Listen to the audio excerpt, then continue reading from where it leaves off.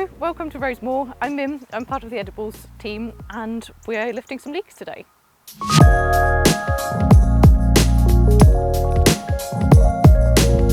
So these leeks were actually sown in big pots in March, and then we planted them out in June. So the reason for that is that it's a really good example for making the most out of your beds and making the most out of your space in your garden.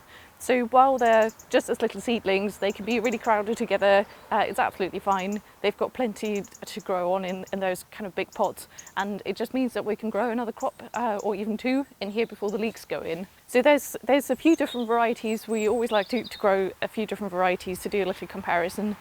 And today I'm lifting an early variety, so you can look out a little bit. There will be a few leeks that are recommended for earlier cropping. Usually it shows in the name, so what I'm going to lift here is called Autumn Mammoth 2. Kind of gives it away a little bit. So a good one to start your harvest with, and then there's some more that will kind of keep longer, a little bit hardier, and are just a little bit happier with those colder temperatures. So we'll get going in here with our fork. Try to get in kind of nice and vertical as you can, because you don't really want to go with your forks right through your leek. You move it in gently, and then you lift, and you might want to loosen it up from both sides, but I think that should be okay.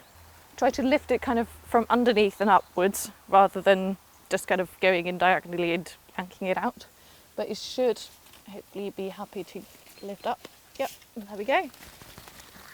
There it is. And you can see there's a nice proportion of white stem. That's really what you're looking for. You can just shake away the soil a little bit. That's absolutely fine. That's what I was looking for. So to trim it up, you just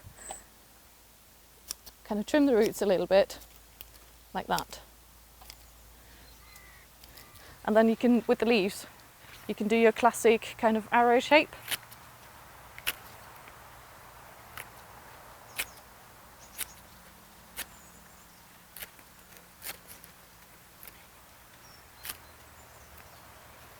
And you might want to lose one or two of the lowest leaves, because they are the ones that have got all the stuff on it.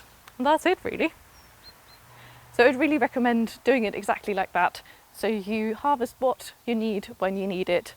They will store really well in the ground. They will go happily through the winter. It's good to sow a few different varieties. So you've got some for autumn cropping, some for winter cropping, and then actually some for spring cropping, or like early spring cropping. And then you don't have to worry about storing it anywhere else.